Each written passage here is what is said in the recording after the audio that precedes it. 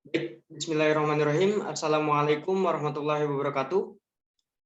Kami di sini dari kelompok 4 ingin mempresentasikan hasil kerja kelompok kami di mata kuliah Interaksi Manusia Komputer, Program Studi Sistem Informasi S1, kelas 19 4A28. Ya, berikut ini merupakan tema dari kelompok kami, yaitu analisis usabilitas dan rancangan desain sistem penjualan makanan berbasis web dan healthy catering Sukabumi.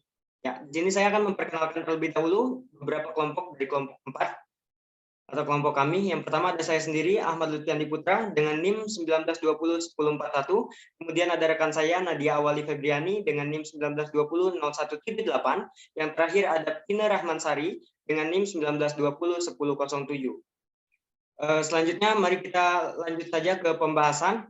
Untuk yang pertama, yaitu mengenai pembahasan. Pembahasan ini akan disampaikan oleh Nadia Awali Febriani. Kepadanya dipersilahkan. Pada slide selanjutnya adalah ada sistem usulan. Sistem usulan yang kami usulkan adalah aplikasi web penjualan atau e-commerce. Sistem ini dibuat untuk melakukan penjualan secara online dengan tujuan untuk mencapai penjualan yang lebih efektif dan fleksibel. Akses penggunaan serta pengontrolan usaha tersebut, serta efisien waktu yang digunakan oleh pihak konsumen maupun penjual.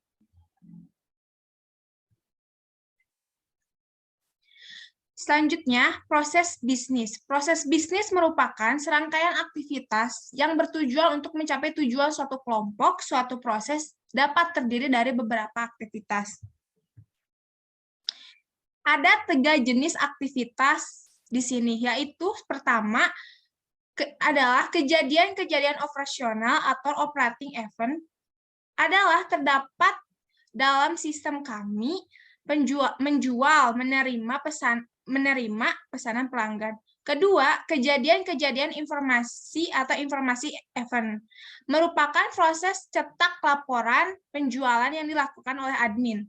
Ketiga, kejadian-kejadian pengolahan atau manage event merupakan proses pembaruan stok data yang dilakukan sistem di dalam database.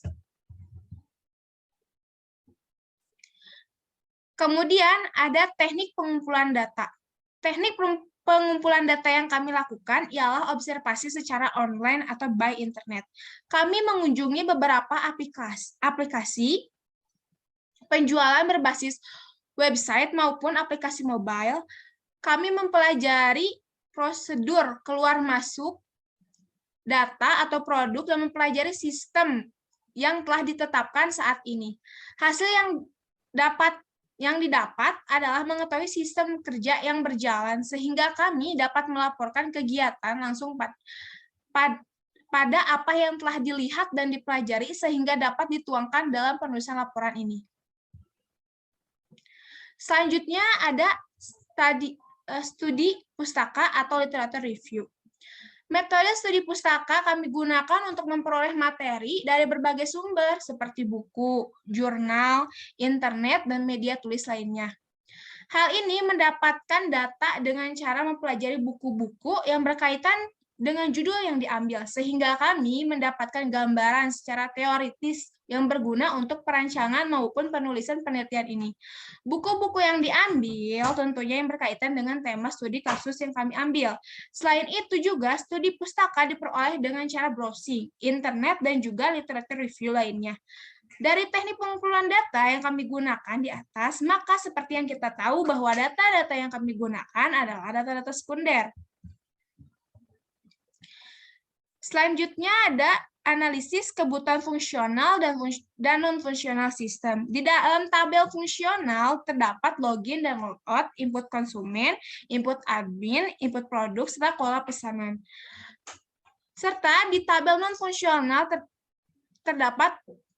terdapat pengertian dari login dan logout, yaitu user interface atau tampilan antarmuka yang menarik. Pengertian dari input konsumen adalah fitur yang mudah dimengerti dan sederhana. Pengertian dari input admin adalah dapat ditampilkan dari berbagai web browser, juga bisa diakses via mobile baik iOS maupun Android. Pengertian dari input produk adalah aplikasi dilengkapi password. Untuk keamanan basis data, pengertian dari keluar pesanan adalah penggunaan penyimpanan RAM yang kecil, serta akses halaman aplikasi tidak lebih dari 10 detik. Kemudian ada activity diagram. Activity diagram ini menggambarkan proses bisnis dan urutan aktivitas dalam sebuah proses, serta memperlihatkan aliran paralel bercabang pada sistem secara keseluruhan, agar mudah dipahami. Slide selanjutnya akan dijelaskan oleh teman saya kepada Ahmad Lutfiandi Purta. Saya persilahkan. Oke, di sini ada activity diagram login. Seperti yang kita ketahui, kalau activity diagram adalah proses aktivitas atau susunan dari beberapa aktivitas yang dilakukan oleh user dalam website kami. Di sini ada activity diagram login. Ini adalah proses aktivitas bagaimana user login menuju aplikasi kami. Yang pertama ada membuka web, kemudian nanti web kami akan menampilkan halaman utama, lalu user akan memilih login, dan akan ditampilkan form login untuk diisi oleh user, kemudian user melakukan input data yang diperlukan, dan diterima datanya oleh website kami, kemudian divalidasi. Apabila ada kesalahan data, maka ini akan kembali ke input data. Apabila data sudah benar, maka ini akan menampilkan halaman selanjutnya pada website kami. Next. Ada activity diagram logout. Seperti yang sebelumnya adalah login, di sini adalah logout, yaitu keluar. Di sini user tinggal memilih logout saja untuk keluar dari aplikasi kami, maka nanti akan menampilkan notifikasi ya dan tidak. Apabila user memilih tidak, maka ia akan tetap berada di halaman website kami, dan apabila memilih ya, maka akan tampil ke halaman utama atau halaman login sebelumnya. Gitu. Lanjut, ada input user. Input user ini merupakan proses aktivitas ketika user menginputkan segala data yang diperlukan oleh website kami. Di sini mulai, kemudian ada menampilkan opsi tambah data untuk user. Maka user di sini akan melakukan input data atau tambah data. Kemudian data akan diterima oleh sistem kami dan akan diupdate datanya, kemudian disimpan di database, lalu selesai. Next. Oke, di sini ada kelola pesanan. Di sini adalah proses aktivitas bagaimana pesanan itu terjadi. Pertama, user akan login atau customer akan login, kemudian akan memilih untuk order pada web kami.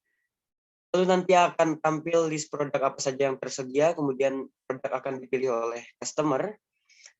Lalu customer akan menginputkan apa saja pesanan yang akan dia pesan, kemudian mengisi form pemesanan. Lalu setelah itu memastikan data itu benar atau tidak. Di sini ada validasi, kemudian ada fungsi fork, yaitu fungsi lakukan simpan dan update data secara bersamaan. Artinya di sini data yang telah diterima akan terupdate dan tersimpan datanya menuju database.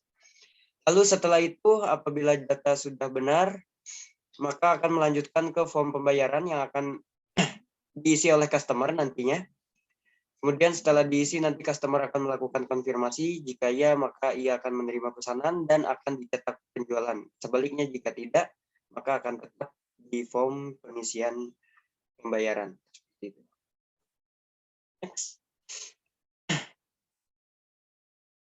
Oke, di sini ada ERD atau Entity Relationship Diagram, di mana diagram ini menunjukkan hubungan antara entitas yang berada pada proyek kami. Itu ada 4. Di sini ada customer, pesanan, produk, dan admin. Untuk customer itu sendiri memiliki beberapa atribut yang terdiri dari nama customer, kemudian ada ID customer, di sini ada email, dan juga password. Relasi untuk customer menuju pesanan yaitu one to many, karena satu customer dapat memesan banyak barang, akan melakukan banyak pesanan. Di pesanan itu sendiri terdiri dari atribut ID pesan, kemudian di sini ada status pesan, waktu pesan, total harga, dan ada ID customer juga yang ditarik untuk mendapatkan data-data customer yang memesan pesanan tersebut. Kemudian ada produk. Di produk ini merupakan berisi barang-barang yang kami jual. terdiri dari 5 atribut, yaitu ID produk, kemudian ada stok, harga, kemudian deskripsi produk, dan nama produk itu sendiri.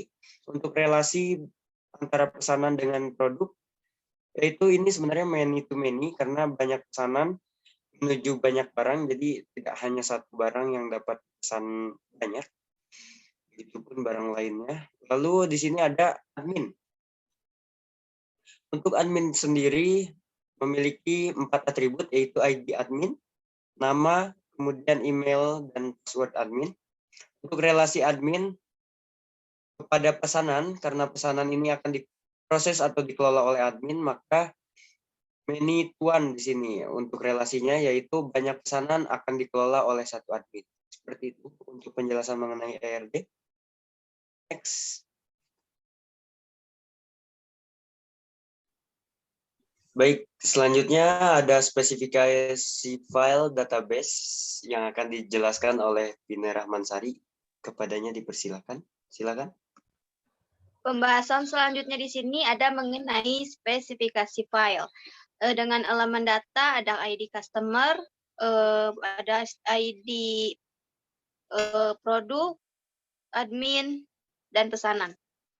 Pembahasannya yaitu sebagai berikut.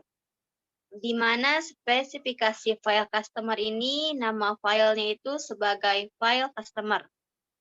Ada akronimnya yaitu sebagai TB customer, dan fungsinya itu sebagai tempat penyimpanan data customer. Tipe filenya sebagai file master, akses filenya random, panjang recordnya 121, file key-nya ID customer, dan softwarenya itu MySQL. Selanjutnya ada spesifikasi pesanan. Di sini nama filenya yaitu file pesanan, dan akronimnya ada TB pesanan, dan fungsinya sebagai tempat penyimpanan data pesanan.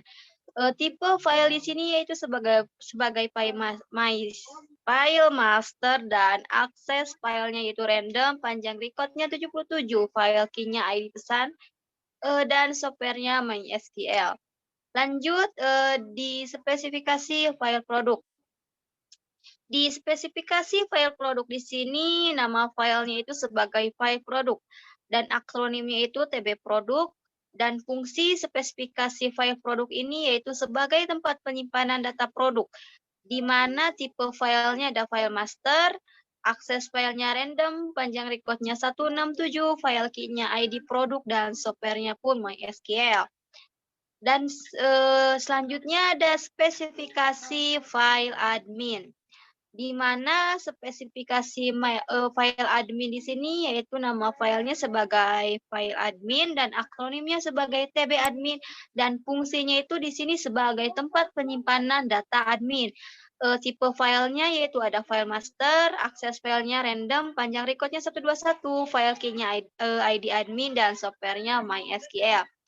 Menuju pembahasan selanjutnya yaitu mengenai struktur kode. Struktur kode di sini terbagi menjadi 3, yaitu diantaranya ada customer, ada pesanan, dan ada produk. Yang pertama ada customer. Nah, customer di sini nama kodenya yaitu sebagai ID customer. Fungsinya itu untuk mengetahui data customer tersebut. Panjangnya 6, keterangannya itu ada NC001. NC di sini itu sebagai inisial customer, dan 001 itu sebagai ID customer itu sendiri. Dan yang kedua ada pesanan, di mana pesanan ini kita namakan nama kodenya itu ID pesan. Fungsinya itu untuk mengetahui data pesanan, panjangnya ada 6, dan keterangannya di sini yaitu sebagai PSN 001. Di sini PSN itu sebagai inisial pesanan, dan 001-nya sebagai ID customer. Dan yang terakhir itu ada produk, di mana nama kodenya itu ID produk. Fungsinya itu untuk mengetahui nama produk, dan panjangnya ada 6, dan keterangan produk di sini yaitu MKS 001. MK-nya itu apa? Nah, MK-nya itu sebagai produk makanan, S-nya itu sebagai menu makanan vegetarian sandwich, dan 001 di sini sebagai nomor urut produk. Dan pembahasan selanjutnya yaitu mengenai activity diagram sistem berjalan yang akan dijelaskan oleh pemateri selanjutnya. Silahkan kepada pemateri selanjutnya, waktu dan tempat dipersilahkan. Oke, baik. Di sini ada activity diagram sistem berjalan. Kita lanjut lagi menuju activity diagram sistem berjalan. Seperti yang sudah diketahui, activity diagram merupakan proses aktivitas yang dilakukan oleh user dalam sistem kami. Di sini ada ketika customer datang ke toko kami, kemudian customer akan diberi daftar menu, lalu akan dilihat daftar menu tersebut, kemudian customer mengisi data pesanan, kemudian pesanan akan dicatat oleh pelayan kami, lalu dilakukan input pesanan, kemudian pesanan akan dibawa oleh pelayan kami dan diterima oleh customer. Lalu ada proses simpan data dan update data pada sistem kami. Next. Di sini ada use case sistem usulan, yang mana use case ini dibuat untuk membuat sistem yang akan diusulkan pada aplikasi kami. Atau satu hal yang berbeda dengan sistem berjalan. Untuk proses inputnya sendiri ada input admin, input produk, input customer, input order. Lalu untuk prosesnya di sini ada proses login yang akan dilakukan oleh admin dan juga customer. Sebelumnya untuk aktornya sendiri ada 2 ya di sini. Aktor yang melakukan aktivitas dalam sistem kami yaitu admin dan user atau sebagai customer.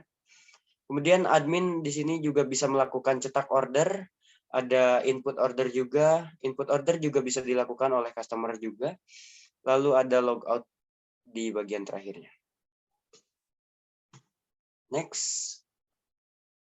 Oke, di sini ada perancangan antarmuka, di mana perancangan antarmuka ini adalah satu hal yang sangat penting karena membuat suatu program dapat dimengerti oleh user, karena hal ini berguna untuk sarana interaksi antara user dengan program yang kami buat gitu.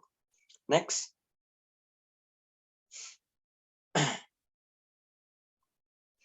Nah, seperti yang dapat dilihat di sini ada home screen ya, tampilan home screen.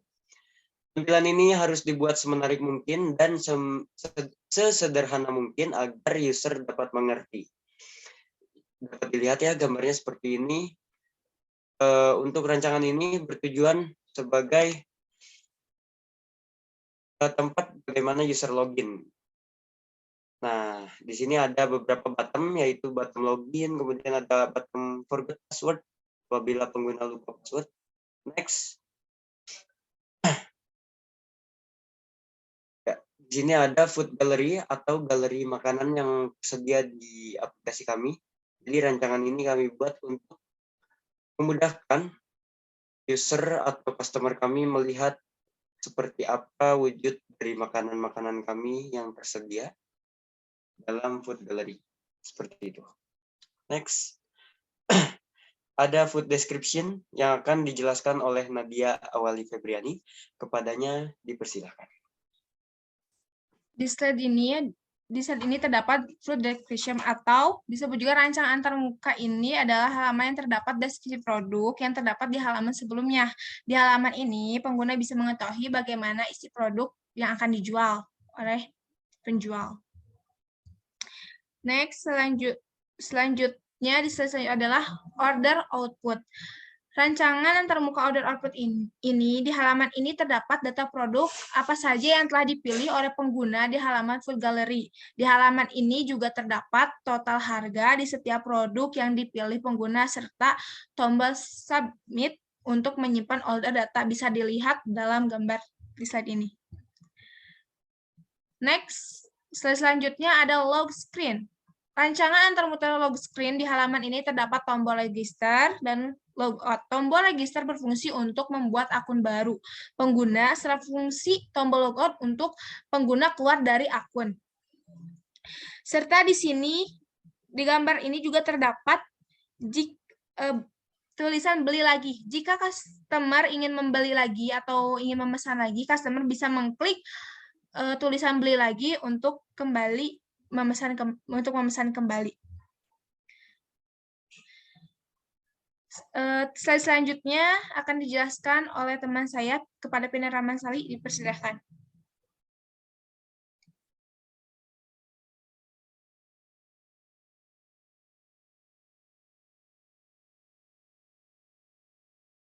Pina. Di sini terdapat tampilan input from forget password. Rancangan antarmuka forget password ini yaitu berfungsi untuk pengguna yang sudah daftar akun sebelumnya, yaitu seperti lupa password yang telah dibuat diisi oleh email. Nah, password baru pengguna serta tombol login untuk menyimpan data yang telah diganti. Selanjutnya mengenai input daftar. Di sini ada tampilan input daftarnya, yaitu sebagai berikut. Nah, rancangan antarmuka input daftar ini itu untuk pengguna membuat akun baru yang belum pernah mendaftar. Halaman ini diisi dengan nama pengguna, email, password, nomor HP, yang wajib diisi untuk masuk ke dalam sistem website serta tombol save untuk menyimpan data pengguna yang telah dibuat.